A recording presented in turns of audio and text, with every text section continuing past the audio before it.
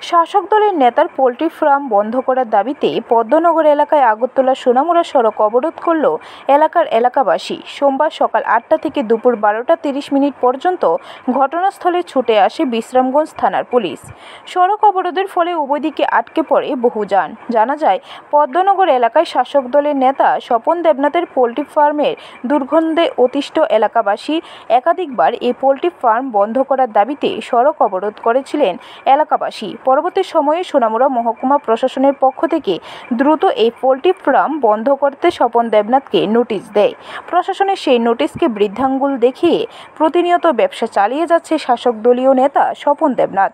কোনো রকম নিয়ম নীতি না মেনে পোল্ট্রি ফার্ম তৈরি করেছেন, যার দুর্গন্ধে অতিষ্ঠ এলাকার জনজীবন। বাধ্য হয়ে পুনরায় সোমবার সকাল থেকে দুপুর পর্যন্ত পদ্মনগর এলাকায় সোনামুড়া আগরতলা সড়ক অবরোধ করে এলাকাবাসী। অবরোধকারীদের দাবি, আজকের মধ্যে এই ফার্ম বন্ধ করতে হবে, অন্যথায় সড়ক অবরোধ চলবে। 8 তারিখে বসে সবাই দেখছে, মিডিয়া দেখছে, দুনিয়া লোক দেখছে না।